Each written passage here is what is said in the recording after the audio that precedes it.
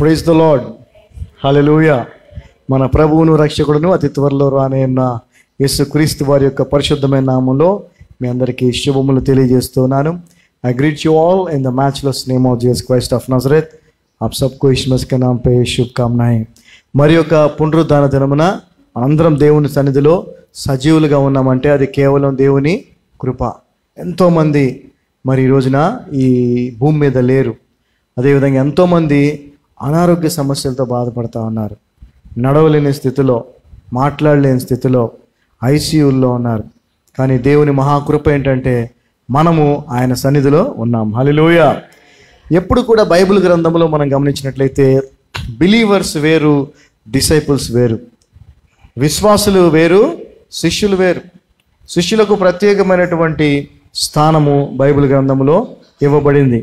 So శిష్యుల యొక్క ప్రత్యేకత మనం వేరుగా చెప్పాల్సిన అవసరం లేదు. ఎందుకనంటే వారు 12 మంది యేసు ప్రభుతో పాటుగా మరి సింహాసనముల మీద కూర్చొని మరి యూదా 12 గోత్రాల వారికి తీర్పును తీరుస్తారనేటువంటి ఆశీర్వాదాన్ని వాళ్ళు పొందుకున్న వాళ్ళు. అంతేకాదు పరలోక రాజ్యం ఏదైతే ఉందో, నూతన యెరూషలేము ఏదైతే ఉందో దానికి పునాదులుగా ఉన్నటువంటి 12 మూల స్తంభాలుగా కూడా వారే ఉంటారు అని బైబిల్ గ్రంథము చెప్తా ఉంది. సో మనందరము కేవలం విశ్వాసులుగా ఉంటే ఉపయోగం లేదు. ఖచ్చితంగా మనం దేవుని శిష్యులుగా ఉండాలి. యేసు ప్రభు శిష్యులుగా ఉండాలి. యేసు ప్రభు శిష్యులకు ఆయన ఇచ్చిన ఆజ్ఞ, మీరు లోకమంతటికి వెళ్ళండి, అందరినీ నాకు శిష్యులుగా చేయండి అని చెప్పాడు. సో నన్ను నమ్మేవారిగా చేయమని చెప్పలా, నన్ను విశ్వసించే వారిగా చేయమని చెప్పలా, నాకు శిష్యులుగా చేయండి అన్నారు. అంటే శిష్యుల యొక్క బాధ్యత యేసు ప్రభుకు శిష్యులను తయారు చేయటం. సో శిష్యులకు ప్రత్యేకమైన స్థానము ఖచ్చితంగా బైబిల్ గ్రంథం చెప్తా ఉంది. ఈ లోకంలో ప్రత్యేకమైన స్థానం ఉంటుంది, పరలోకంలో కూడా ప్రత్యేకమైన స్థానం ఉంటుంది. ఆర్డినరీ బిలీవర్స్కి శిష్యులకి చాలా వ్యత్యాసము ఉంటుంది. ఓకే, అటువంటి ఒక ముఖ్యమైన విషయాన్ని ఈ రోజున మనం తెలుసుకుందాం. అయితే దేవుడు ఎవరిని బలవంతము చేయడు అనే విషయం మనందరికీ బాగా తెలుసు. ఏమండి, దేవుడు ఎవరిని ఎప్పుడు బలవంతం చేయడు. చేస్తాడా? చేయడా? చేయడు కదా.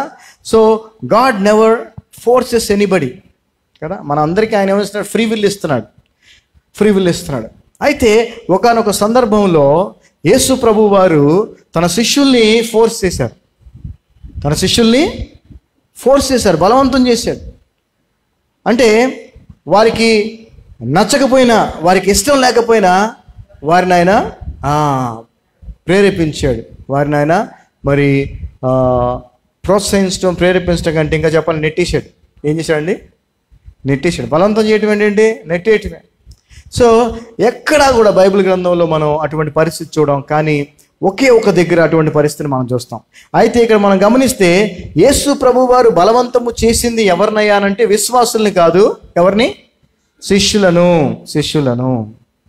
సో అదేవిధంగా ఈ లోకంలో యేసు ప్రభుకి శిష్యులుగా ఎవరైతే జీవిస్తుంటారో వారిని కూడా యేసు ప్రభు ఏం చేస్తాడు?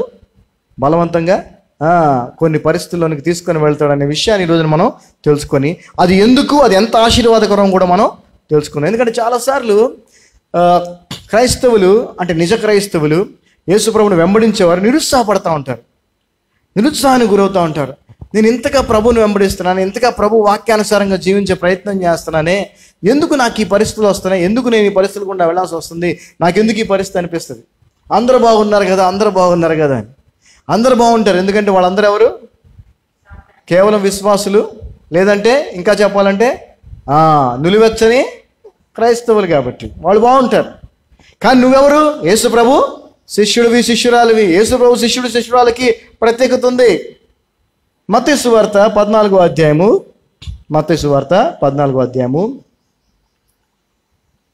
22వ వచనం చూసినట్లయితే, if I ask you a question that did ever Jesus forced anyone అని అంటే ఎస్ అని మనం అనొచ్చు. ఎస్ అని మనం ఈ వచనం ద్వారా చెప్పొచ్చు. Matthew gospel 14th chapter 22nd verse. And straightway Jesus constrained his disciples to get into a ship and to go before him unto the other side while he sent the multitudes away. చదవమ్మా. వెంటనే ఆ జన సమూహములను తాను పంపివేయునంతలో తన శిష్యులు దోణి ఎక్కి తనకంటే ముందుగా అద్దరికి వెళ్ళవలెనని ఆయన వారిని బలవంతము చేసి వారిని ఏం చేశాడండి? బలవంతం చేసి. అండర్లైన్ చేసుకోవాలి మీరు, ఎందుకనంటే చాలా ఇంపార్టెంట్. దేవుడు ఎవరిని ఫోర్స్ చేయడని మనం అనుకుంటాం కదా, అవునా కదా? అందరూ అనుకుంటారు అదే. కానీ ఒక విషయాన్ని మనం ఈరోజు తెలుసుకోబోతున్నాం. ఏమనంటే దేవుడు తన ప్రియ శిష్యులను, తను ప్రేమించిన శిష్యులను ఫోర్స్ చేస్తాడు అప్పుడప్పుడు. హల్లెలూయా. అంటే మనకిష్టం లేకపోయినా కూడా మనల్ని ఆ పరిస్థితుల్లోకి తీసుకెళ్తాడు. మనకిష్టం లేకపోయినా కూడా మనల్ని అటువంటి వ్యక్తుల దగ్గరికి తీసుకెళ్తాడు. మనకిష్టం లేకపోయినా కూడా మన జీవితాల్లో అటువంటి పరిస్థితిని ఆయన అనుమతిస్తాడు. సో అది బాధగా, ఇబ్బందిగా అనిపిస్తుంది, కానీ అది ఎంత ఆశీర్వాదమో మనం తెలుసుకోబోతా ఉన్నాం. హల్లెలూయా. సో ఇక్కడ కన్స్ట్రైన్డ్ అనే పదానికి అర్థం ఏంటంటే టు ఫోర్స్ ఫిజికల్లీ. అంటే ఏంటి? పదండి అని కొంచెం నెడతారు చూసారా సెక్యూరిటీ గార్డులు, ఆ టైప్ అనమాట. To force physically or by strong persuasion or pressuring. ఒత్తిడికి గురి చేసి వెళ్ళాల్సిందే, తప్పదు, మీరు లేదు వెళ్ళాల్సిందే. స్కూల్కి పిల్లల్ని పంపిస్తాం కదా మనం. ఎలా పంపిస్తారు స్కూల్కి పిల్లల్ని? కొంతమంది తెలుసా, వాడు ఏడుస్తూ ఉంటాడు, వెళ్ళంటాడు, వెళ్ళాల్సిందే బలవంతంగా. అంటే అంత ఇక్కడ పరిస్థితి రాలేదు, కానీ యేసు ప్రభు అయితే వాళ్ళని బలవంతం చేశారని ఖచ్చితంగా బైబిల్ చెప్తా ఉంది. అంటే వాళ్ళు ఇష్టపూర్వకంగా అయితే వెళ్ళలా, ఈయన బలవంతంగా వాళ్ళు ఏం చేశాడు? ఆ బోట్లు ఎక్కించాడు. బోట్లు ఎక్కించి ముందు మీరు వెళ్ళండి అవతల ఒడ్డుకు ముందు మీరు వెళ్ళండి, నేను తర్వాత వస్తానన్నాడు. ఆ తర్వాత ఆయన ఏం చేశాడు? వాళ్ళని ఎక్కించిన తర్వాత, పంపించిన తర్వాత, while he sent the multitudes away, జన సమూహం, ఇంకా మిగిలిన జనాలు ఉన్నారు, వీళ్ళందరినీ ఏం చేశాడు? ఎవరిళ్ళ కాళ్ళకి. ఇప్పుడు దేవుడు బలవంతంగా నువ్వు వద్దనుకుంటున్నా నిన్ను బోట్లో ఎక్కించి ఒక దగ్గరికి పంపించడం ఒక సైడ్ అయితే, మిగిలిన వాళ్ళందరినీ ఏం చేస్తున్నాడు? మీ ఇంటికి మీరు వెళ్ళిపోండి అని పంపించేశాడు. సో జనరల్గా ఇక్కడ ఎవరింటికి వాళ్ళు వెళ్ళిపోయారు కదా, వాళ్ళ పరిస్థితి హాయిగా ఉంటుంది, అవునా? కానీ ఇక్కడ బలవంతంగా వీళ్ళని పంపించాడు చూసారా, వీళ్ళ పరిస్థితి వీళ్ళకి కొంచెం బాధ అనిపిస్తుంది. ఏంటి మమ్మల్ని వద్దన్నా కూడా ఈయన పంపించాడేంటి, బలవంతంగా పంపించాడేంటి అనిపిస్తా లేదా? అయితే దీని ముందు సంఘటన మనం చూస్తే, ఇది జరగక ముందు సంఘటన చూస్తే, యేసు ప్రభు వారు కొన్ని వేల మందికి 2 చేపలు 5 రొట్టెల్ని ఆయన వాటిని ప్రభుకి ప్రార్థించి ఆయన వాటిని మల్టిప్లై చేసి వారందరికీ పంచడం మనం చూస్తూ ఉన్నాం. అంటే ఒక సందర్భం చూసాం. ఆ సందర్భం ఏంటంటే అక్కడున్న అందరికీ, శిష్యులతో సహా అందరికీ ఆశ్చర్యాన్ని కలిగించి, అందరూ ఒక అద్భుతాన్ని చూసి, ఎలాంటి అద్భుతం అంటే వాళ్ళు ఎప్పుడు కనీవిని ఎరగినటువంటి అద్భుతాన్ని చూశారు. 2 చేపలు 5 రొట్టెల్ని ఆయన అన్ని వేల మందికి ఆహారంగా పెట్టాం. అంతేకాదు మనం గమనిస్తే 12 గంపలు ఇంకా మిగిలిపోయినట్టుగా మనం అక్కడ చూస్తాం. సో మరి అటువంటి అద్భుత కార్యాన్ని చూసినటువంటి ఆ పరిస్థితుల్లో ఎంత సంతోషం ఉంటుంది, ఎవరికైనా ఎంత ఆనందం ఉంటుంది. మిగిలిన వాళ్ళందరినీ అదే ఆనందంతో పంపించేశాడు ఇంటికి. ఏమండి, ఈ జనం కందా బ్యాచ్ అంటాం కదా మనం, ఫుడ్ కోసం వస్తుంటారు, లేకపోతే దేవుడి దగ్గర ఏదో కావాలని వస్తారు, వాళ్ళందరినీ పంపించేశాడు ఇంటికి. కానీ ఎవరైతే యేసు ప్రభువుని వెంబడించాలనుకున్నారో, ఎవరైతే ఆయనతోనే జీవించాలనుకున్నారో, ఎవరైతే ఆయన కొరకే జీవించాలనుకున్నారో వారిని మాత్రం బలవంతంగా బోట్ ఎక్కించి మీరు అవతలకి వెళ్ళండి అని పంపించాడు. వారిని బలవంతం చేశాడు ఆయన. ఇది ఒకే ఒక సందర్భం, ఒకే ఒక్కసారి జరిగింది బైబిల్ గ్రంథంలో. యేసు ప్రభు అయినటువంటి దేవుడు ఒకరిని బలవంతం చేయటం, పంపించేశాడు. వెరీ గుడ్, ఫైన్, బాగుంది. అయితే ఇక్కడ మనం గమనించాల్సిన విషయం ఏంటంటే ఆ తర్వాత వచనం చూస్తే, and 23rd verse, when he had sent the multitudes away, he went up into a mountain apart to pray. And when the evening was come, he was there alone. చదవమా. ఆయన ఆ జన సమూహములను పంపివేసి ప్రార్థన చేయుటకు ఏకాంతముగా కొండ ఎక్కిపోయి సాయంకాలం అయినప్పుడు ఒంటరిగా ఉండెను. అంటే ఇది రమారమి మధ్యాహ్నం జరిగి ఉండొచ్చు. పొద్దు నుంచి ఈ వాళ్ళకి ప్రసంగం చేయటం, ఆ తర్వాత వాళ్ళకి భోజనం పెట్టడం, ఇదంతా జరిగి ఉంటుంది. ఆ తర్వాత వీళ్ళని బలవంతంగా బోటెక్కించి అక్కడ పంపించేసి ఈయన ఎక్కడికి వెళ్ళారండి? కొండ మీదకి. ఇక్కడ 3 విషయాలు మనం చూడాలి. ఒకటేమో వీళ్ళని బలవంతంగా బోటెక్కించి షిప్ ఎక్కించి అవతలకి వెళ్ళమని చెప్పాడు. మిగిలిన వాళ్ళందరినీ పంపించేశాడు. ఈయనేమో కొండ మీదకి వెళ్ళి ఏం చేస్తున్నాడు? అక్కడ ప్రార్థన చేస్తున్నాడు. హల్లెలూయా. సో కొండ మీదకి వెళ్ళి ప్రార్థన చేయటం అనటానికి దాని సిగ్నిఫికెన్స్. వై? ఎందుకు కొండ మీద ఎక్కి ఎందుకు ప్రార్థన చేయాలి? ఎందుకు కొండ మీద అనేటువంటి మాటను మనం అక్కడ చూస్తాను అంటే, కొండ అనేది అది ఎత్తైన స్థలం కదా. అంటే నేలకి చాలా ఎత్తులో ఉంటుంది. అదేవిధంగా ఈ నేలకి లేదంటే నేల మీద ఉన్న వాటికి ఏమాత్రం సంబంధం లేకుండా ఉంటుంది. సో మనం కూడా ప్రార్థన చేసేటప్పుడు ఈ లోకానికి పైన ఉండి ప్రార్థన చేయాలి. అంటే ఈ లోక సంబంధమైన వాటిని విడిచిపెట్టేసి దేవుడు మనకిచ్చిన ఆత్మీయమైనటువంటి ఉన్నత స్థానం ఏదైతే ఉందో ఆ స్థానంలో ఉండి, ఆ స్థితిలో ఉండి ప్రార్థన చేయాలి. సో ఏదో ఆర్డినరీగా చేసేది కాదు ప్రేయర్ అంటే. అలా అని చెప్పి కొండలు ఎక్కడ ఉన్నాయని ఎదుక్కుంటే మీ అందరి దగ్గర కొండలు ఉండకపోవచ్చు. మాకు దగ్గరలోనే ఉన్నాయి కొండలు, చాలామందికి ఉండకపోవచ్చు కొండలు. సో యేసుప్రభు కొండెక్కి చేశాడని చాలామంది నేను చూశాను. కొంతమంది మరి కొండల మీదకి వెళ్ళి ప్రార్థన చేసేవాళ్ళు చాలామంది చూశాను. సో అక్కడ ఉద్దేశము కొండ మీద ఎక్కే ప్రార్థన చేయమని కాదు. పాయింట్ ఏంటంటే you should be above the world. ఈ లోకానికి పైగా ఉండాలి నువ్వు. దేవుడికి నువ్వు ఎంత ఉన్నతమైన స్థానంలో ఆత్మీయంగా ఉంచాడో ఆ స్థితిలోకి వెళ్ళి నువ్వు ప్రార్థన చేయాలి. సో ప్రభువు ఇక్కడ వారిని పంపించాడు. ఆయన అక్కడ ప్రార్థన చేస్తూ ఉన్నాడు.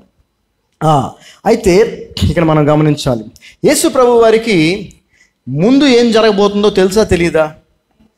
తెలుసు. యేసు ప్రభు వారికి ముందే అన్నీ తెలుసు. అయితే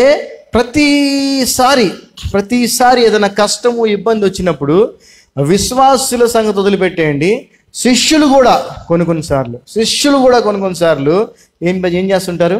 భయపడతా ఉంటారు. ఎందుకు వచ్చింది ఈ పరిస్థితి? మరి అందరు బాగున్నారు, నాకే ఈ పరిస్థితి ఏంటి? అన్యాయంగా ప్రవర్తించే వాళ్ళు బాగున్నారు, మంచిగా ఉండే నాకెందుకు ఈ పరిస్థితి అనేటువంటి ఆలోచన ప్రతి ఒక్కరికి వస్తుంది. దేవుడు ఇలా చేసి ఉంటే బాగుండేది కదా, ఇలా చేస్తే బాగుండేది కదా. ఎందుకు కష్టాలను దేవుడు అనుమతిస్తున్నాడు? ఎందుకు ఇలాంటి పరిస్థితులు నా జీవితం దేవుడు అనుమతిస్తున్నాడు అనే ప్రశ్న వస్తుంది. వీటికి సమాధానము దేవుడు నిర్గమాకాండంలోనే చెప్పాడు. హల్లెలూయా. ఎందుకని దేవుడు ఒక వ్యక్తి జీవితంలో కానీ, ఒక కుటుంబంలో కానీ, లేదంటే ఒక సమూహము సంఘము యొక్క జీవితంలో కానీ శ్రమల్ని ఎందుకు ఆయన అనుమతిస్తాడో ఆయన ముందుగానే చెప్పాడు. ఒక్కసారి చూద్దాం నిర్గమాకాండం చూడండి. ఎందుకంటే మనకు తెలియాలి. ఇది తెలియకపోతే ఎలాంటి ఆలోచన వస్తుందంటే, ఓహో వాళ్ళు మాకంటే బెటర్ అనుకుంటా, మన దగ్గర ఏదో సంథింగ్ రాంగ్ ఉంది, మనం ఏదో పొరపాటు చేస్తున్నాం, అందుకే మన పరిస్థితి ఇలాగా ఉంది అని అనుకుంటాం మనం. If you are not aware of the truth, సత్యం మనకు తెలియకపోతే మనం ఏదో తప్పు చేస్తున్నాం, అందుకే మన పరిస్థితిలో ఉంది, మిగిలినందరూ బాగున్నారు అనుకుంటాం. నో, నువ్వు తప్పు చేస్తున్నందుకు కాదు, నువ్వు ప్రభు మార్గంలో ఖచ్చితంగా ఆయనకి విధేయత చూపించి నిజాయితీగా నువ్వు జీవిస్తున్నందుకే, నీతిమంతుడిగా నువ్వు జీవిస్తున్నందుకే నీకు ఈ కష్టం. కానీ ఆ కష్టం ఎందుకు అనేది మనం ప్రభు మాటల్లో చూద్దాం. నిర్గమాకాండము 7వ అధ్యాయము, ఎక్సోడస్ 7 చాప్టర్ 3rd verse. నిర్గమాకాండం 7వ అధ్యాయము 3వ వచనం. మరి దేవుడు యేసు ప్రభు వారు మోషేని ఫరో దగ్గరికి పంపించాడు. ఇశ్రాయేలుని విడిపించమని దేవుడు చెప్తున్నాడు. ఆయన ప్రజలంటా వదిలేసేను అని చెప్పడానికి మోషేని పంపించినప్పుడు మోషేతో ఏమన్నాడు చూడండి ప్రభు. And I will harden Pharaoh's heart. ఏంటండి?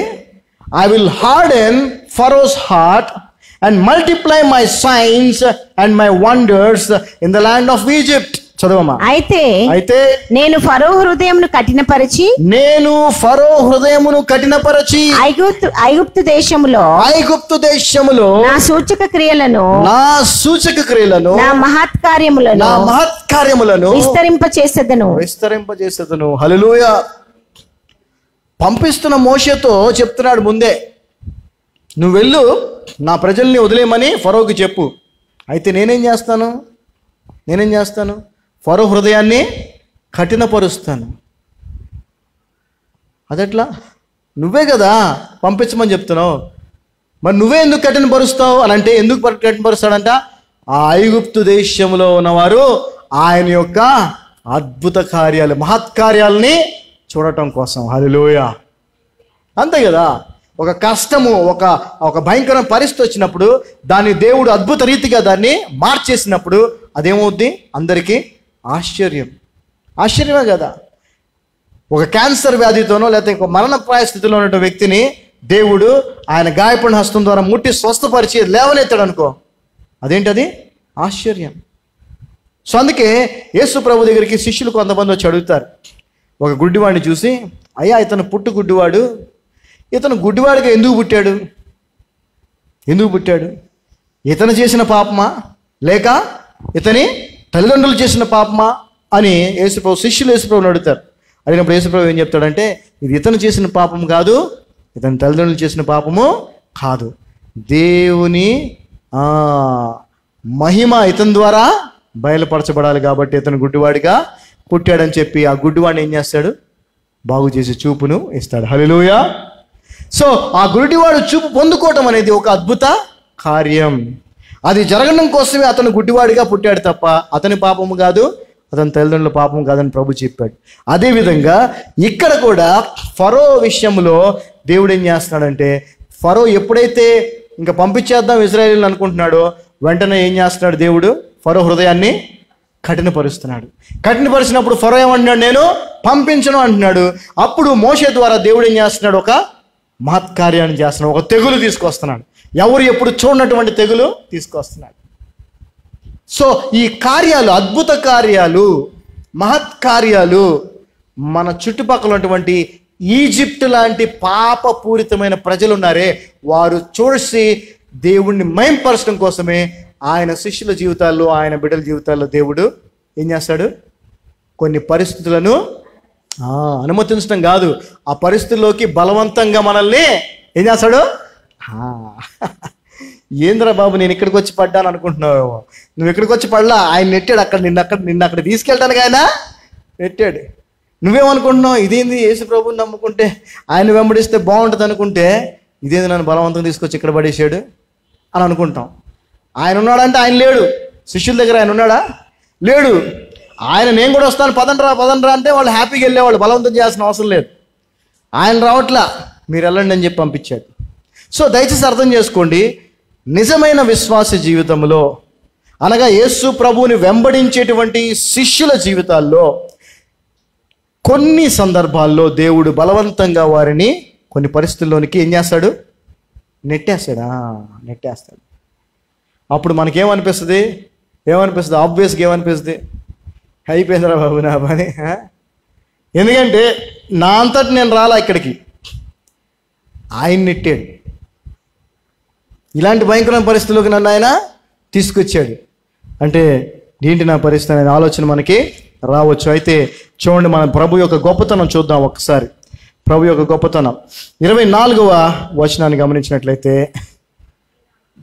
అండ్ ఇక్కడ మనం చూస్తే ఆయన 23వ వచనం, ఆయన ఒంటరిగా వెళ్ళి ఆయన ఏం చేస్తున్నాడు? అక్కడ ప్రార్థన చేస్తాడు. సో కొండ మీదకి వెళ్ళటం అనేది అది ఈ లోకాన్ని విడిచి ఉన్నతమైనటువంటి ఆత్మీయ స్థితిలో ప్రార్థన చేయటం, అదేవిధంగా ఈ లోకానికి పైన మనం ఉన్నామనేటువంటి విషయాన్ని మనం తెలియజేస్తాం. అంతేకాదు ఆయన అక్కడ ఒంటరిగా ప్రార్థన చేస్తున్నాడు. సో ఏకాంత ప్రార్థన అనేది చాలా అవసరం. ప్రతి వ్యక్తికి, ప్రతి విశ్వాసికి ఏకాంత ప్రార్థన అనేది చాలా అవసరం.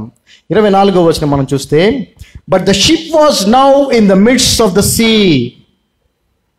tossed with waves, for the wind was contrary. చదవమ్మా. అప్పటికి అప్పటికి ఆ దోణి దరికి దూరంగా నుండగా గాలి ఎదురైనందున అలల వలన కొట్టబడుచుండెను.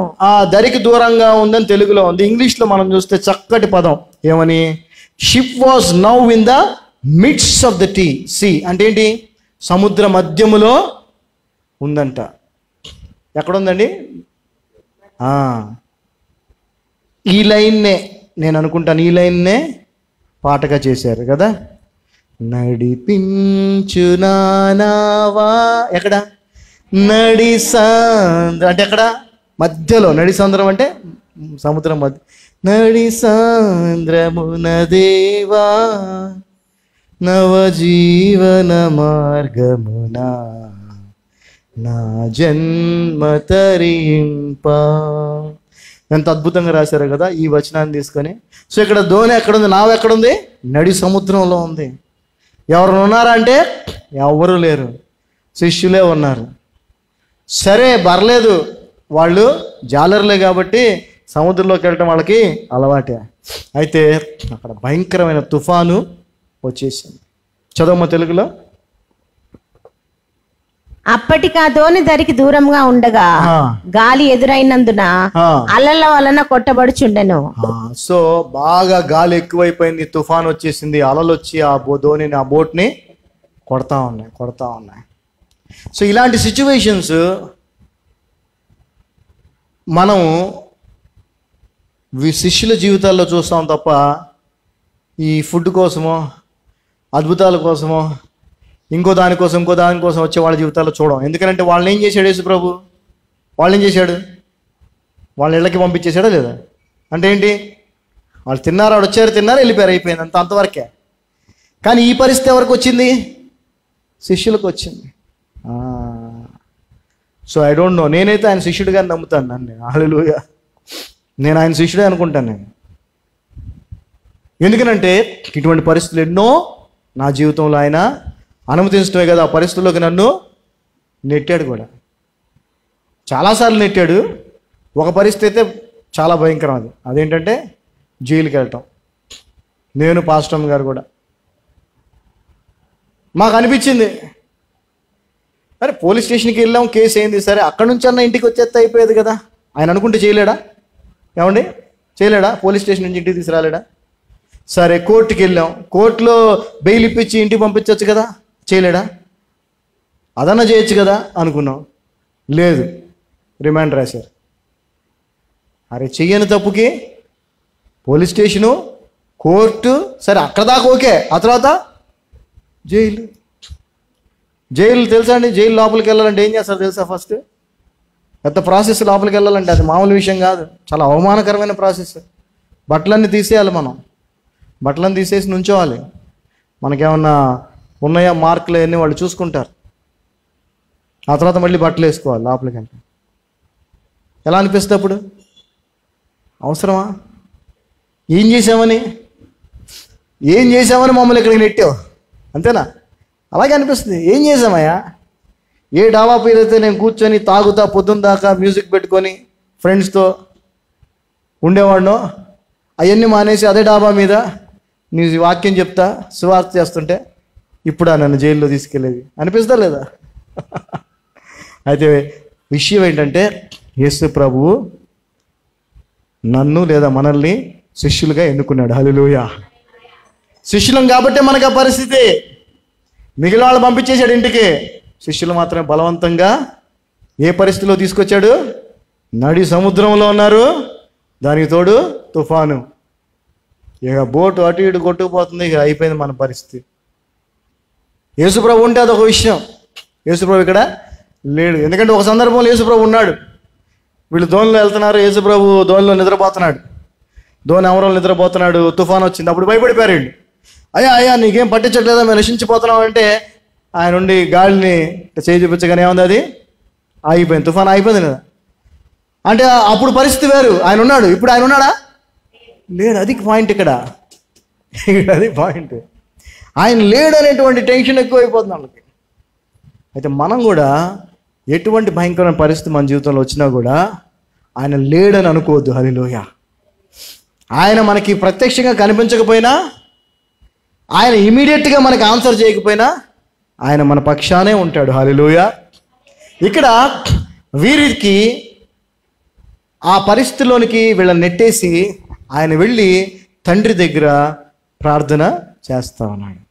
ఇంకా చెప్పాలంటే తండ్రి నుంచి ఆయన ఈ లోకములో మనుష్య కుమారుడిగా జీవించాడు. గుర్తుపెట్టుకోండి, మనుష్య కుమారుడిగానే జీవించాడు, దేవుడిగా ఈ లోకంలో జీవించలేదు. ఆయన మనుష్య కుమారుడిగానే జీవించాడు.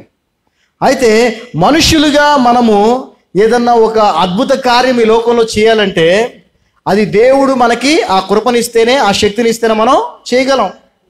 So Jesus was there with his father and he is receiving the power to walk on water. హల్లెలూయా.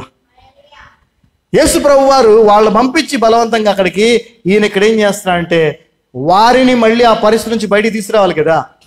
ఎలా తీసుకురావాలి? అంతకుముందు ఆ గాలి తుఫాన్ ఆపేశాడు కదా, ఆ విధంగా కాదు. ఈసారి ఇంకా గొప్పగా వాళ్ళని, అంటే ప్రపంచమంతా ఆశ్చర్యపోయే విధంగా వారిని ఆ కష్టములో నుంచి బయటికి తీసుకురావాలని నిర్ణయించుకున్నాడు. అందుకని తండ్రి దగ్గరికి నుంచి ఆయన ఏం చేస్తున్నాడు? శక్తిని పొందుకుంటున్నాడు. when you pray earnestly, you receive power from God. When you align with the Lord in prayer, you will receive his power. నువ్వు ప్రార్థనలో ఆయనతో ఎప్పుడైతే ఏకీభవిస్తావో, నువ్వు ప్రార్థనలో ఎప్పుడైతే ఆయనతో కలిసి నువ్వు సమయాన్ని గడుపుతావో, అప్పుడేం జరుగుద్ది? ఆయనలోని ఇప్పుడు కరెంటు తీగ ఉంది, ఆ కరెంటు తీగని ఇట్లా పట్టుకుంటే ఏమైందండి? కరెంటు మళ్ళీ వచ్చిద్దా రాదా? పట్టుకోపోతే ఏముండదు. అంతే. మనం ఎప్పుడైతే ప్రభుతో ప్రార్థనలో సమయం గడుపుతామో ఏమవుతప్పుడు ఆయన శక్తి మనలోనికి వస్తుంది. యేసు ప్రభు వారు పవర్ వచ్చాడు. నెక్స్ట్ వర్స్ చూడండి, 25వ వచనం. And in the 4th watch of the night, Jesus went to them walking on the sea. Hallelujah. రాత్రి 4వ జామున ఆయన సముద్రం మీద నడుచుచు. చూడండి, ముందు రోజు దగ్గర సాయంత్రం అయ్యే టైం దగ్గర నుంచి నెక్స్ట్ ఎర్లీ మార్నింగ్ వరకు వాళ్ళ పరిస్థితి ఏంటి? నడి సముద్రములో, తుఫాన్లో. హల్లెలూయా. అంటే ఇది 1 సెకండ్ 2 సెకండ్లు, 1 నిమిషం 2 నిమిషాలు కాదు, కొన్ని గంటల పాటు వాళ్ళు మరణ భయముతో కొట్టుమిట్టాడుతూ ఉన్నారు. హల్లెలూయా. అంటే మన జీవితంలో కూడా కొన్ని సందర్భాల్లో మనకు వచ్చేటువంటి శ్రమ, అంటే లేదంటే మనల్ని దేవుడు ఏ పరిస్థితులకి నెట్టేస్తాడో ఆ పరిస్థితి కొంచెం ఎక్కువ కాలమే ఉండొచ్చు. మనం ఏమనుకుంటామంటే వెంటనే మారిపోవాలి పరిస్థితులు అనుకుంటాం. వెంటనే ఏవి మారవు, ఆయన నిర్ణయించిన కాలానికే మారుతాయి. సో ఆయన నిర్ణయించిన కాలం అది కాబట్టి ఆ సమయానికి ప్రభువు వారి దగ్గరికి వస్తున్నాడు. ఎలా వస్తున్నాడు చూడమ్మా, చదవమ్మా. రాత్రి 4వ జామున ఆయన సముద్రం మీద నడుచుచు వారి యొద్దకు వచ్చెను. హల్లెలూయా చెప్దామా? హల్లెలూయా. సముద్రము మీద నడుచుచు. శిష్యులు ఏ సముద్రం అయితే వారిని చంపేస్తుంది అని అన్ని గంటలు భయపడుతూ ఉన్నారో ఆ సముద్రం మీద ఆయన నడుచుకుంటూ వస్తున్నాడు. హల్లెలూయా. అంటే దేని ద్వారా మరణము వారికి సంభవించుద్ది అని వాళ్ళు భయపడుతున్నారు, ఆ మరణము సంభవించుద్ది అనుకున్న దాన్నే ఆయన పాదాల కింద తొక్కుకుంటూ వస్తున్నాడు. హల్లెలూయా. సో దాని ద్వారా ఆయన ఏమి నిరూపిస్తా ఉన్నాడంటే వాళ్ళకి సమస్తము నా పాదముల కింద ఉన్నాయని. హల్లెలూయా. ఆయన స్వాధీనంలోనే కాదు, సమస్తం ఆయన పాదముల కిందే. He is above everything. ఆయన అన్నిటికీ పైన ఉన్నవాడు, అన్నిటికీ పైవాడు ఆయన.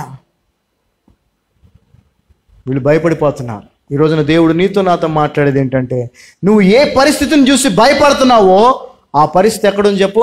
ఎక్కడుంది? ప్రభువు పాదముల కింద ఉంది. హల్లెలూయా. నువ్వు దేని గురించి అయితే భయపడుతున్నావో, అమ్మో అలా జరుగుద్దేమో అనుకున్నాయేమో, అది ఎక్కడుంది? ప్రభువు అంటే it is under control of Lord Jesus Christ. కాలు కింద ఉన్నదాన్ని మనం ఏమన్నా చేయగలం? ఏమన్నా చేయొచ్చు. కాలు కింద ఏమన్నా తొక్కొచ్చు, నలపొచ్చు, అటు నెట్టొచ్చు, ఇటు చేయొచ్చు, ఏమన్నా చేయొచ్చు కదా. అలాగే నీ పరిస్థితి, నా పరిస్థితి కూడా ఉంది. హల్లెలూయా. So that situation which disciples was going through all the night with the fear of death was temporary. అది కొద్ది కాలం ఉండేదే. కానీ ఆ పరిస్థితుల్లో వాళ్ళు ఉన్నప్పుడు ఇదేనేమో ఇలాగే ఉంటుందేమో అని అనిపించింది, కానీ అలాగా ఉండదు. అదేవిధంగా ఈరోజున నీ పరిస్థితి, ఈరోజున నా పరిస్థితి, మన పరిస్థితి ఏ విధంగా ఉన్నా అది ఎప్పుడు అలాగే ఉండదు. మనల్ని పరిస్థితుల్లోనికి ఆయన శిష్యులమని ఆయన మనల్ని బలవంతంగా నెట్టాడు. ఎందుకనంటే మనము ఆ జనసమూహములో వంటి వాళ్ళము కాదు, మనం ప్రత్యేకంగా ఆయన చేత ఏర్పాటు చేయబడిన వారు. అందరు బాగున్నారు, నాకెందుకు ఈ పరిస్థితి అనుకుంటున్నాము? Because you are chosen. అందరు బాగున్నారు, నాకెందుకు ఈ పరిస్థితి అనుకుంటున్నామేమో? దేవుడు నిన్ను అందరిలా కాదు, వేరుగా గొప్పగా చేయాలనుకుంటున్నాడు. హల్లెలూయా. సో ఆ నీళ్ల మీద ఆయన నడుచుకుంటూ రావటం మనం ఇక్కడ చూస్తూ ఉన్నాం. Which is the super natural thing and never happened in the world. ఎప్పుడు జరగని, ఇక ఎన్నటికీ జరగనటువంటి ఒక అద్భుత కార్యం, నీళ్ల మీద ఆయన నడవటం. ఆ తర్వాత 26వ వచనం మనం చూసినట్లయితే, and when the disciples saw him walking on the sea, they were troubled, saying, it is a spirit, and they cried out for fear. చదవమా. ఆయన సముద్రం మీద నడుచుట శిష్యులు చూచి, ఆయన సముద్రం మీద నడుచుట శిష్యులు చూచి తొందరపడి భూతమని చెప్పుకొని భయము చేత కేకలు వేసిరి. చూడండి, ఆబ్వియస్గా ఏదైనా భయంకరమైన పరిస్థితి వచ్చినప్పుడు మొట్టమొదటిగా కలిగేది ఏంటంటే ప్రతి వ్యక్తికి ఏంటది? భయం, ఫియర్. ఆల్రెడీ చస్తారేమో అనేటువంటి భయములో ఉంటే ఆ నీళ్ల మీద నడుచుకుంటా ఒక ఆకారం కనిపించింది వీళ్ళకి. వీళ్ళు అనుకున్నారు, అయిపోయావరా బాబు, అయిపోయాం. ఎందుకంటే ఇంకొక సువార్తలో కనుక మనం చూస్తే అక్కడ ఏం రాసి ఉంటుందంటే, వాళ్ళు మాట్లాడుకుంటారు ఒకళ్ళొకళ్ళు. ఏమనంటే, అరే ఈ నీళ్ళల్లో ఇంతకుముందు మనలాగా ఇలాగ వచ్చి ఇరుక్కొని చచ్చిపోయినోడు ఎవడో ఉండుంటాడు, వాడు ఆత్మ వస్తుందరా, మన పని కూడా అయిపోయిందని మాట్లాడుకుంటా ఉంటాడు. అటువంటి పరిస్థితుల్లో ఎంతోమంది మరణించుండొచ్చేమో, కానీ నీవు నేను మరణించాం. ఆమేన్, హల్లెలూయా. అటువంటి భయంకరమైనటువంటి జబ్బుతో అయినా, అటువంటి భయంకరమైన పరిస్థితుల్లో అయినా నువ్వు మునిగిపోవచ్చేమో, నశించిపోవచ్చేమో, కానీ ఎవరైనా కానీ మనం మాత్రం మనం ఎందుకని? మనం ఆయన శిష్యులం. హల్లెలూయా. మనకి ఈ పరిస్థితి మనం తెచ్చుకోవాలా, ఆయన మనల్ని బలవంతంగా ఈ పరిస్థితిలోకి నెట్టాడు కాబట్టి మనకేమీ కాదు. హల్లెలూయా. వీళ్ళకి భయం వేసిపోయింది, వణికిపోతా ఉన్నారు, ఇదేదో భూతంలాగా ఉందని చెప్పి వాళ్ళు పెద్ద పెద్దగా కేకలు వేస్తూ ఉన్నారు. ఇక్కడ ఇంకో విషయాన్ని మనం తెలుసుకోవాల్సింది ఏంటంటే, when you are in fear you cannot recognise the presence of God. నువ్వు భయంలో ఉన్నప్పుడు దేవుని ప్రసన్నతను, దేవుని ప్రత్యక్షతను నువ్వు గుర్తించలేవు. గుర్తించలేవు. సో అందుకే బైబిల్ ఏం చెప్తుంది? Fear not. ఒకవేళ ఈరోజు నీకున్న పరిస్థితిని బట్టి నువ్వు భయపడుతూ ఉన్నట్లయితే ప్రభు నీ దగ్గరికే వచ్చి నిన్ను ఆదుకోవాలని, ఆదరించాలని, ఓదార్చాలని ప్రయత్నం చేయడానికి నీ దగ్గరికి వస్తుంటే కూడా నువ్వు ఆయన ఏం చేయలేవు, గుర్తించలేవు. అదే నీలో భయం లేకపోతే నువ్వు చక్కగా స్పష్టంగా ఆయన్ని చూడగలుగుతావు, ఆయన ప్రెజెన్స్ని. హల్లెలూయా. మోస్ట్ ఆఫ్ ద టైమ్స్ 99.99% నా జీవితంలో కూడా భయంకరమైన పరిస్థితులు వచ్చినప్పుడు ఒక్క ఫ్రాక్షన్ ఆఫ్ సెకండ్ ఎందుకు ఇలాగా అనిపిస్తుంది, వెంటనే మళ్ళీ ప్రభు ఉన్నాడుగా అనిపిస్తుంది. హల్లెలూయా. ఆ ప్రభు ఉన్నాడనేది మనల్ని ఏం చేస్తుంది? మన విశ్వాసాన్ని బలపరుస్తుంది. మనం భయాన్ని పోగొట్టుకొని మనం ధైర్యాన్ని సంపాదించుకుంటాం. 27వ వచనం చూడండి, 27th verse. But straightway Jesus spake unto them, saying, Be of good cheer, it is I, be not afraid. చదవమ్మా. వెంటనే యేసు ధైర్యము తెచ్చుకొనుడి, నేనే భయపడకుడని వారితో చెప్పగా. ఇంగ్లీష్ లో మనం చూసినట్లయితే be of good cheer. Good cheer అంటే చక్కగా సంతోషంగా నవ్వుతూ ఉండండి అంటున్నాడు. ఏ పరిస్థితుల్లో? తుఫాన్లో, నడి సముద్రంలో, యేసు ప్రభు లేకుండా ఉన్న పరిస్థితుల్లో ప్రభు ఏమంటున్నాడు వాళ్ళతో? చక్కగా ఆనందపడండి, ఎందుకంటే బాధపడతా నవ్వుతూ ఉండి సంతోషపడి అంటున్నాడు. హల్లెలూయా. ఎవరు ఇవ్వగలరండి ఇంత ధైర్యాన్ని? ఎవరు ఇవ్వగలరు ఇంత ధైర్యాన్ని? ఎవరు ఇవ్వగలరు తెలుసా? కాపాడగలిగే వాడే ఇవ్వగలడు. హల్లెలూయా. సహాయం చేయగలిగిన వాడే ఇవ్వగలడు ఆ ధైర్యాన్ని. అవునా కదా? నీకు కడుపు నొప్పి వచ్చింది, తట్టుకోలేకపోతున్నావు. మీ పక్కన మీ మీ మీ చుట్టుపక్కల బంధువులు కానీ ఫ్యామిలీ మెంబర్స్ కానీ ఆ ట్యాబ్లెట్ తెచ్చి అది తెచ్చి ఇది తెచ్చి ఏదో ఆ నొప్పి తగ్గించే ప్రయత్నం చేస్తారు. ఏం కాదు అని పైకి అంటారు, కానీ గట్టిగా వాళ్ళు ఏమీ చెప్పలేరు. అదే డాక్టర్ దగ్గరికి వెళ్ళావు అనుకో, ఎందుకు టెన్షన్ పడుతున్నావు? తగ్గిపోతా, ఏం కాదా? ఎందుకంటే అతనికి తెలుసు ఏం ట్రీట్మెంట్ చేయాలో. అవునా? డాక్టర్ నోస్ ఆ నొప్పి ఎందుకు వచ్చింది, ఏం చేస్తే ఆ నొప్పి తగ్గుద్ది, అది చేయగలిగిన వ్యక్తి కూడా అతనే కాబట్టి అతడు ధైర్యాన్ని ఇస్తాడు. హల్లెలూయా.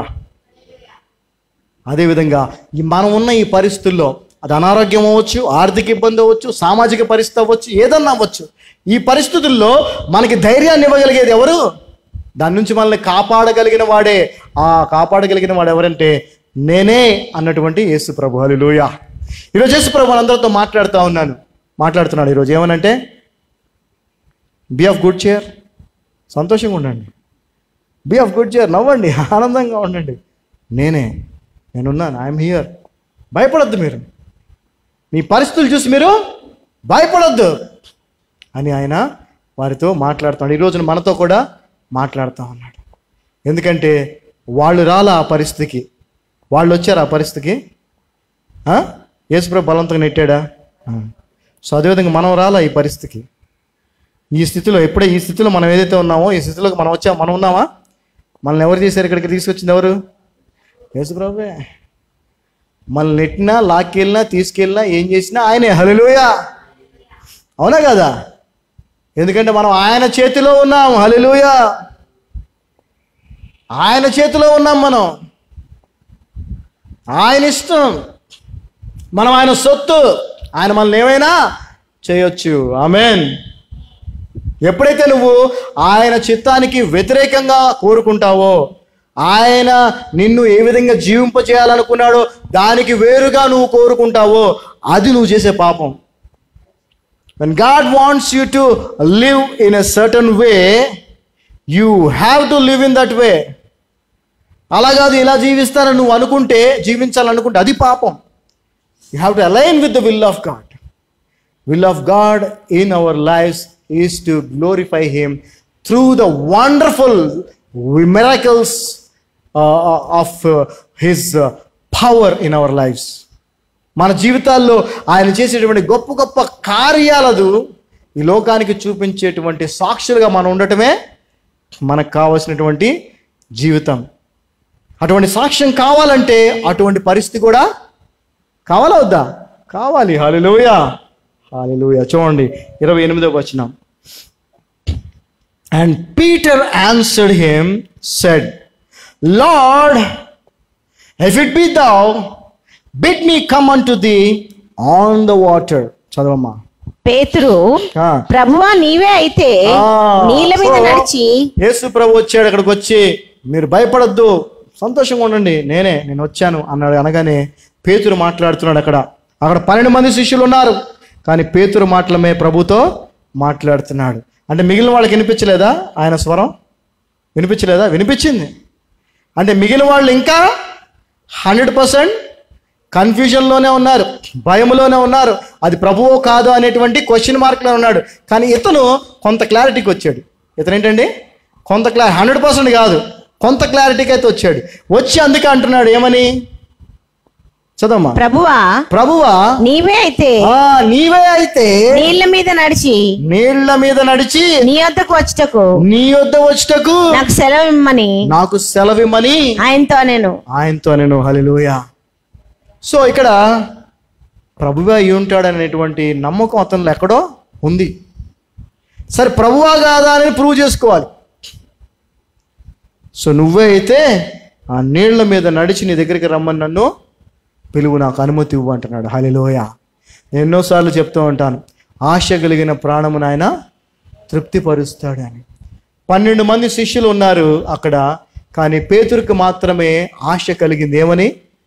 యేసు ప్రభు వలె నీళ్ల మీద నడిచి ఆయన దగ్గరికి వెళ్ళాలని. అంతేగాని నీళ్ళ మీద నడుచుకుంటే వెళ్ళి ఊర్లోకి వెళ్ళి అందరూ చూపిద్దామని కాదు, గుర్తుపెట్టుకోండి. Hallelujah. He is not asking God to allow him to walk on water to show off to the people, but to come to him. మనము కూడా ఒక అసాధారణమైన క్రైస్తవ జీవితాన్ని లోకములో జీవించాలి. దేని కొరకది? ప్రభువుని చేరుకోవటానికి. అంతేగాని లోకానికి ఏదో ఎచ్చులు చూపించుకోవడానికి కాదు. సో ఖచ్చితమైనటువంటి ఒక ఆశ మనం పేతురులో చూస్తూ ఉన్నాం. ఈ రోజున మనం కూడా అటువంటి ఆశ కలిగి ఉండాలి. చాలామంది అంటారు ఆశకు కూడా హద్దు ఉండాలి, ఆశకు కూడా హద్దు ఉండాలి, మరి దురాశ ఉండకూడదు, అత్యాశ ఉండకూడదు, ఇవన్నీ బైబిల్లో ఉన్నాయి కదా చెప్తాను. అయితే నీ ఆశ లోక సంబంధమైనటువంటి జీవితం కొరకైతే మాత్రం అది ఖచ్చితంగా తప్పే. కానీ నీ ఆశ ప్రభువును మహింపరిచేటువంటి జీవితం కోసం అయితే మాత్రం అది అత్యాశ అన్నటికీ కాదు. నువ్వు గొప్ప స్థానానికి వెళ్ళాలని కోరుకోవటంలో తప్పు ఉంది లోకరీతిగా అయితే, కానీ ఆ గొప్ప స్థానములో ఉండి దేవుని కొరకు గొప్ప కార్యాలు చేయాలి అని ఆశిస్తే కనుక అది తప్పు కాదు. So we have to have the discernment. ఆ యొక్క అవగాహన మనకి ఉండాలి. దేని కొరకు మనం దేవుణ్ణి ఏదైనా అడుగుతున్నాం. ఎందుకంటే ఆయన మన ఉద్దేశాన్ని చూస్తాడు, ఆయన మనం ఎందుకు అడుగుతున్నామో చూస్తాడు. అంతేకాదు ఒకవేళ అది నీకు ఇస్తే ఫ్యూచర్లో నువ్వేం చేస్తావో కూడా ఆయనకి ముందే తెలుసా తెలీదా? ఎస్ తెలుసు. నువ్వు దాన్ని ఖచ్చితంగా సద్వినియోగం చేసుకుంటావంటేనే నీకు అది ఆయన ఇస్తాడు. నువ్వు దాని ద్వారా పాడైపోతావు అనుకుంటే అది ఆయన నీకు ఇవ్వడు. పేతురు విషయంలో మనం గమనిస్తే పేతురు ఆ నీళ్ల మీద నడిచాడు, మనందరికీ తెలుసు. అయితే ఎప్పుడైనా ఆ మాటని పేతురు మెన్షన్ చేయడం చూసాం మనం ఎక్కడన్నా? పేతురు ఆయన సొంతగా 2 పత్రికలు రాశాడు. ఏమండి, రాశాడా రాయలేదా? రాశాడు. ఆ తర్వాత అపోస్తుల కార్యాల్లో మరి మనం చూస్తే మొదటిసారిగా ప్రభువుని గురించినటువంటి గొప్ప బోధ అతను చేశాడు. అవునా? కానీ ఎప్పుడన్నా మాట చెప్పాడా? చెప్పినట్టు చూసామా? లేదు. సో అది ఏంటంటే ఆయన యొక్క విశ్వాసాన్ని దేవుడు ఒక స్థాయికి తీసుకెళ్ళినటువంటి విషయం అది. అది అందరికీ చెప్పినా కూడా వాళ్ళు నమ్ముతారు? ఎవరన్నా ఏమండి? నమ్మరు. ముందు నమ్ముతారా? మేము ఇప్పుడే నీళ్ళ మీద నడుచుకుంటూ వచ్చానని మీరు చెప్తే నమ్ముతారు ఎవరన్నా? ఎవరు నమ్మరు. అంతేకాదు చెప్పుకోవటం కూడా అది ఆయనకి అవసరం లేదు. Hallelujah. So he didn't mentioned anywhere that I walked in the water, on the water. So అయితే ఇక్కడ అడిగాడు. అడిగినప్పుడు ఇక్కడ మనం గమనించాల్సింది ఏంటంటే ఆ పనికి అతడు ప్రభు యొక్క అనుమతి కోరుతున్నాడు. Hallelujah. He's asking Lord's permission. So ఆ తర్వాత చూడండి 28వ వచనం మనం చూసినట్లయితే 29వ వచనం, అండ్ హీ సెడ్ కమ్. ఆయన రమ్మనగానే. సో ఎప్పుడైనా కూడా గుర్తుపెట్టుకోండి, ఆయన రమ్మన్నప్పుడే మనము ఆయన సన్నిధికి వెళ్తాము. ఆయన వెళ్ళమన్నప్పుడే మనం ఎక్కడికైనా వెళ్తాము. ఆయన చేయమన్నప్పుడే ఏదైనా మనము చేస్తాము. అయితే ఒకటి మాత్రం వాస్తవం, ఆయన శిష్యులుగా ఉన్న మనల్ని కొన్నిసార్లు ఆయన బలవంతంగా కొన్ని పరిస్థితుల్లోకి నెట్టేస్తాడు. అది మనం ఎంతో భయంకరమైన పరిస్థితిగా ఉన్నప్పుడు చూసి భయపడతాం, బాధపడతాం. కానీ ఇటువంటి సందర్భాలన్నీ కూడా బైబిల్లో ముందుగానే రాసి ఎందుకు ఉన్నాయంటే మనం అలా భయపడొద్దని, మనం అలా ఆందోళన చెందొద్దు అని. ఎందుకంటే ఆయన నిన్న నేడు నిరంతరం ఏకరీతిగా ఉన్నాడు. ఆ రోజున ఆ శిష్యులను బలవంతంగా నెట్టినప్పటికీ, ఆ పరిస్థితి పంపించినప్పటికీ వారిని ఎలాగైతే కాపాడాడో ఈ రోజున కూడా నిన్ను నన్ను ఆయన కాపాడతాడు. ఆమేన్. వారు ఎంత గొప్ప సాక్ష్యంగా ఈ రోజున ఉన్నారో మనం కూడా రేపు ఈ లోకములో ఆయనకు అంత గొప్ప సాక్షులుగా ఉంటాము. ఆమేన్. సో సి ప్రభు అన్నాడు కమ్ అని చెప్పి పిలుస్తున్నాడు. ప్రభు రమ్మంటున్నాడు. And when Peter was come down out of the ship, he walked on the water to go to Jesus. చదవమ్మా. ఆయన రమ్మనగానే ఆయన రమ్మనగానే పేతురు దోణి దిగి యేసు వద్దకు వెళ్ళుటకు యేసు యొద్దకు వెళ్ళుటకు నీళ్ళ మీద నడిచెను. నడిచెను. బా, the one and only person in the entire mankind who walked on the water apart from the Lord Jesus Christ. ఎవరయ్యా అంటే పేతురు. అలాంటి జీవితం కావాలా వద్దా మనకి? అలాంటి జీవితమే కావాలి. ప్రతి ఒక్కళ్ళు యూనిక్గా ఉండాలనుకుంటారు కదా, అవునా? డిఫరెంట్గా ఉండాలనుకుంటారు. అందరిలాగా నేను ఉండకూడదు అనుకుంటారు కదా.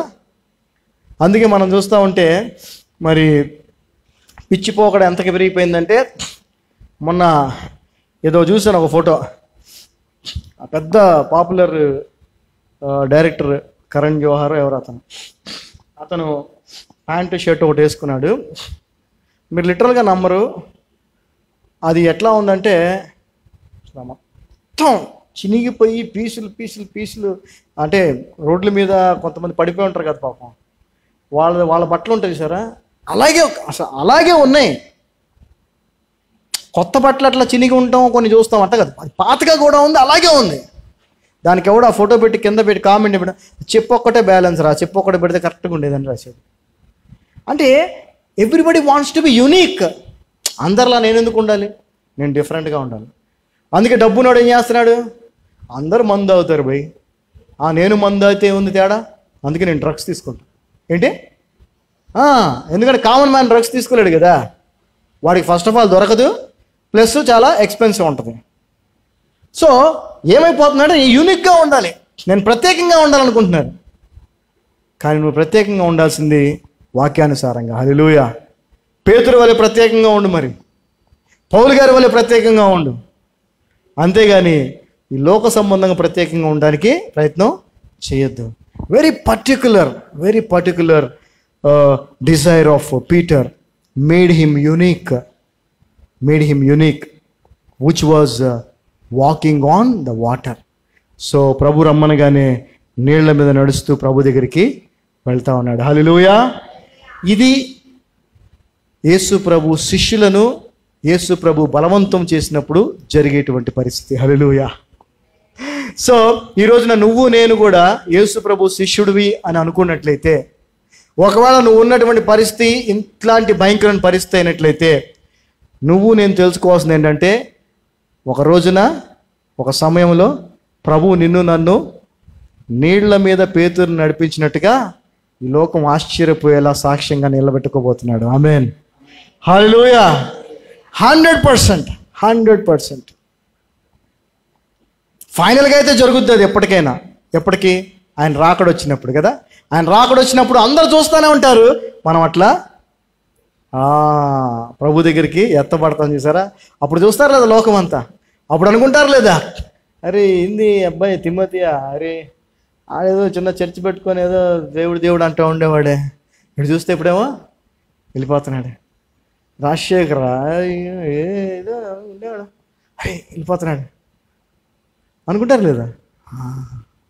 అప్పుడు అర్థమవుద్ది వాళ్ళకి, మనం ఎందుకని యేసు ప్రభుని వెంబడేస్తున్నాం, మనం ఎందుకు ఏ పరిస్థితి వచ్చినా అధైర్యపడకుండా నవ్వుతూ సంతోషంగా ఉంటున్నాం. ఎందుకంటే ప్రభు నవ్వమంటున్నాడు, సంతోషంగా ఉండమంటున్నాడు. చచ్చిపోతామన్న పరిస్థితుల్లోనే ప్రభు వాళ్ళని నవ్వమన్నప్పుడు నీకు ఆ పరిస్థితి ఉందా? ఇప్పుడు చచ్చిపోతానేమన్న పరిస్థితి ఉందా? మీకు ఉందా? ఎవరికన్నా లేనప్పుడు ఇంకెంత నవ్వాలి, ఇంకెంత ఆనందంగా ఉండాలి. హల్లెలూయా. చచ్చిపోతాను, అమ్మో చచ్చిపోతానేమో అనే పరిస్థితుల్లోనే ప్రభు నవ్వమంటున్నాడు, నేను ఉన్నానని. అలాంటప్పుడు ఇప్పుడు ఇంకెంత నవ్వాలి మనం, ఇంకెంత సంతోషంగా. అందుకే ఎల్లప్పుడూ ప్రభునందు ఆనందించండి. మనం ఇలాగే విశ్వాస యాత్రను మొదలుపెట్టాం, ఇలాగే మన విశ్వాసయాత్ర ముందు కొనసాగాలి. 30వ వచనం మనం చూసినట్లయితే, but when he saw the wind boisterous, he was afraid and beginning to sink. So ఎప్పుడైతే గాలిని చూచాడు, భయపడి లోకం వైపు చూచాడు, పరిస్థితి వైపు చూశాడు, ఏం జరిగిందండి? మునిగిపోసాగి భయం కలిగింది. భయపడి కదా, భయం కలిగింది. నీళ్ల మీద నడవటానికి కాలు పెట్టాలంటే ఎంత ధైర్యం కావాలి చెప్పండి? ఎంత ధైర్యం కావాలి? ఈత కొట్టడానికి దూకటం వేరు, నడవటానికి కాలు పెట్టాలంటే ఎంత విశ్వాసం కావాలి, ఎంత ధైర్యం కావాలి. అంత విశ్వాసం, అంత ధైర్యం ప్రభువుని చూస్తూ అతనికి కలిగింది. ఎప్పుడైతే ప్రభువు మీద నుంచి దృష్టి పక్కకి వెళ్ళిందో మళ్ళీ భయము వచ్చేసింది. సో మనము మన దృష్టి ఎప్పుడు ప్రభువు మీద పెట్టుకోవాలి. అప్పుడు ఎలాంటి పరిస్థితి ఉన్నా కూడా మనకేమీ కాదు. అందుకనే దేవునికి ప్రాధాన్యత ఇవ్వమని చెప్తూ ఉంటాం. అందుకనే వాక్యానికి ప్రాధాన్యత ఇవ్వమని చెప్తూ ఉంటాం. అందుకే దేవుని యొక్క సన్నిధికి ప్రాధాన్యత ఇవ్వమని చెప్తూ ఉంటాం. కానీ మనం ప్రభు వైపు చూడం, ప్రభు సన్నిధికి ప్రాధాన్యత ఇవ్వం, ప్రభు వాక్యాన్ని లక్ష్య పెట్టం. అందుకే మునిగిపోతూ ఉంటాం, అందుకే భయపడతా ఉంటాం. ఎప్పుడైతే ఆ గాలి చూశాడో అతనికి భయము కలిగింది. And he began to sing.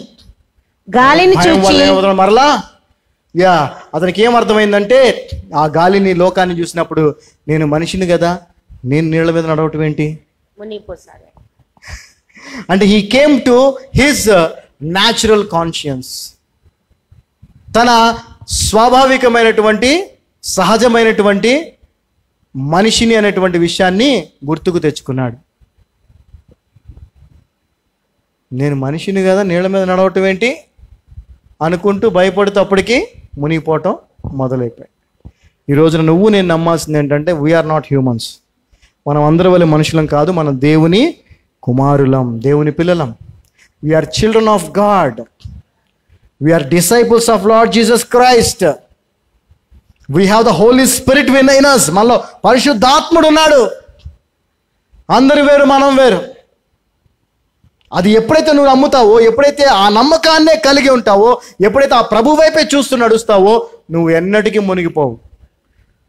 So క్రైస్తవ జీవితంలో క్రైస్తవులు, విశ్వాసులు మునిగిపోయే పరిస్థితి ఎప్పుడు వస్తుందంటే, ప్రభు వైపు నుంచి దృష్టి మరల్చి లోకం వైపుకి చూసినప్పుడు. సో అప్పుడు ఏం చేశాడు అతను? He cried saying, Lord save me. అయా నన్ను రక్షించమని కేక వేశాడు. Hallelujah. So the Lord will never leave you nor forsake you. ప్రభు నిన్ను విడువడు, ఎడబాయడు. నువ్వు పిలిచిన వెంటనే పలికే దేవుడు మన ప్రభు అయిన యేసుక్రీస్తు. హల్లెలూయా.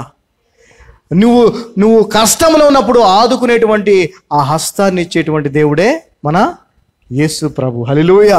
పెద్దగా కేక వేసి అయ్యా నన్ను కాపాడు అన్నప్పుడు 31వ వచనం చూడండి. అండ్ ఇమీడియట్లీ, వెంటనే ఏమాత్రము ఆలస్యము చేయకుండా immediately Jesus stretched forth his hand and caught him and said unto him, O thou of little faith, wherefore didst thou doubt? చదవమా. వెంటనే యేసు చేయి చాపి అతని పట్టుకొని అల్ప విశ్వాసి ఎందుకు సందేహపడితివని అతనితో చెప్పాను. హల్లెలూయా. ఈరోజు ప్రభు నీతో, నాతో, మనందరితో ఎవరెవరైతే డౌట్ గా ఉన్నారో, ఎందుకు నాకు ఈ పరిస్థితి, ఇంకెంతకాలం, గింతేనా నా పరిస్థితి, ఇంతటితో అయిపోయిందా నా పరిస్థితి, నా కెరీర్ ఇంతేనా, నా ఆరోగ్యం ఇంతేనా, నా భవిష్యత్తు ఇంతేనా, మా జీవితం ఇంతేనా, మా పరిచర్య ఇంతేనా, మా పరిస్థితి ఇంతేనా అని అనుకుంటున్నారా? అలా అనుకోకండి. హల్లెలూయా. ఎందుకనంటే ప్రభువు తన చేయిని చాపి మనల్ని పైకి లేవనెత్తున్నాడు. Amen. Hallelujah. You have to pray. అంతే. నువ్వు దానికి ఏం చేయాలా? ప్రార్థన చేయాలా. భయపడకుండా ధైర్యంగా ఉండాలా. ఆయన వైపే మరలా చూడాలా. What a God we have. ఎందుకు నీకు అనుమానం? ఎందుకు నీకు డౌట్?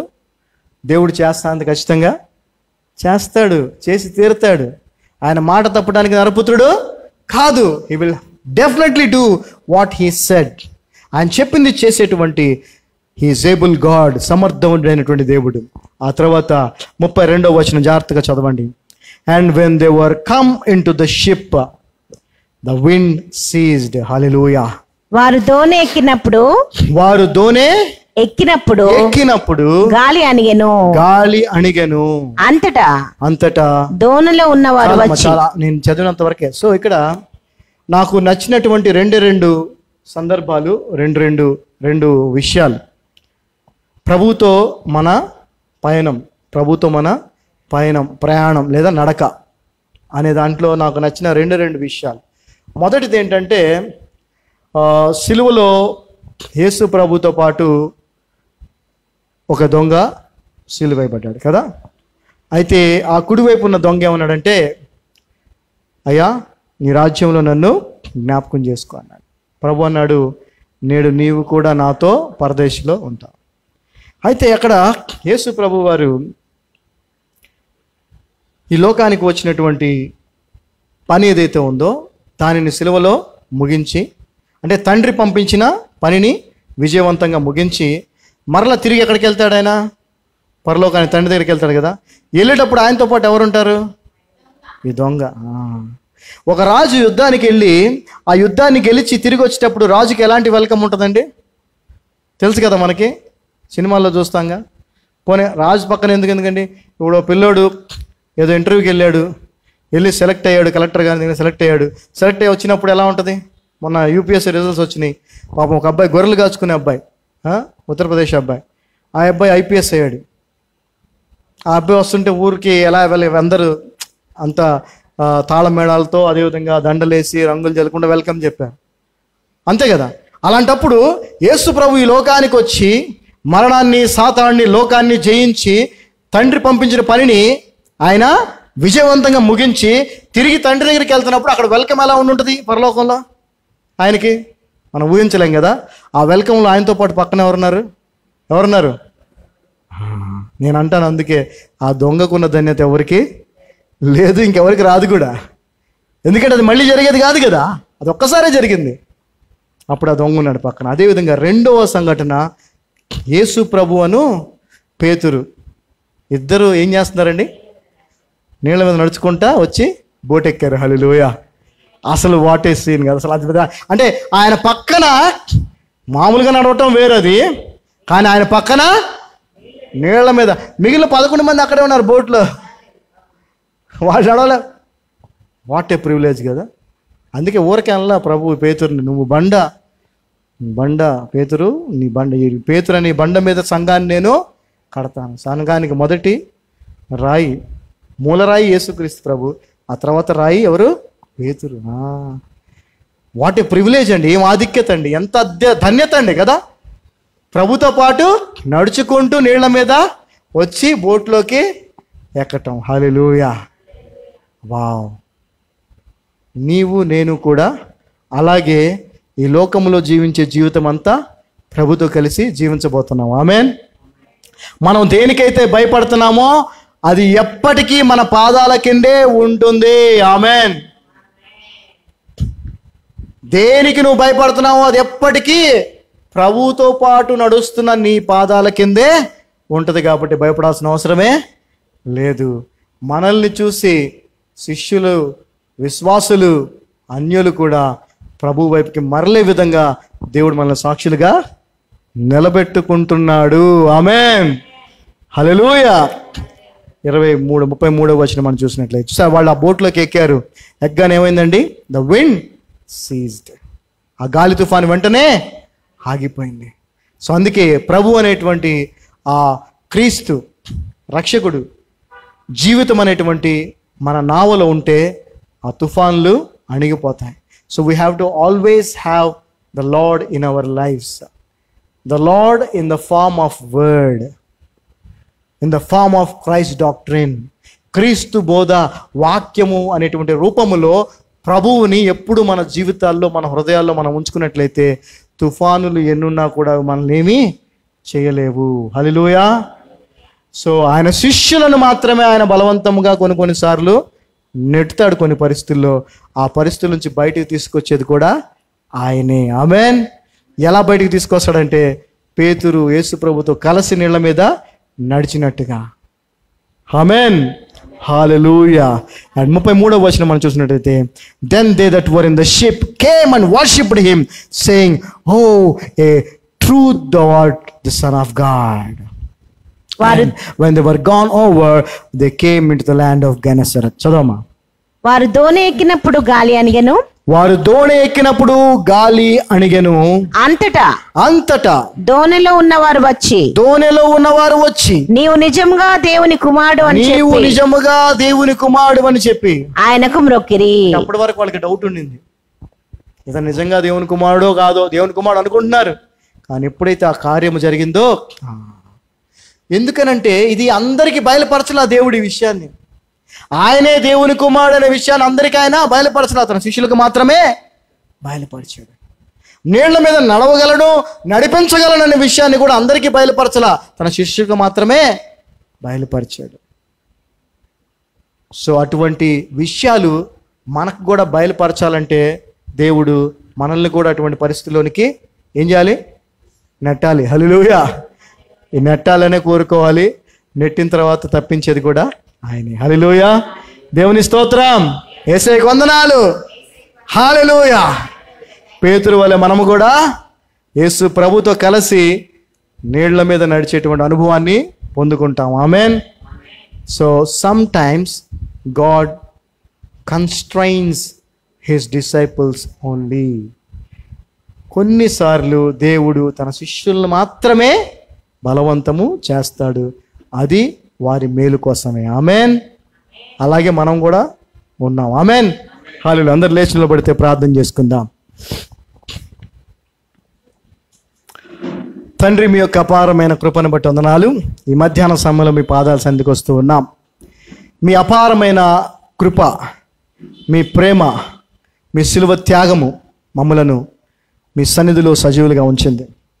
మీరు ఇచ్చినటువంటి ఈ యొక్క రక్షణ అనుభవం, విశ్వాస జీవితం ఎంత గొప్పదో మాకు తెలియజేశారు.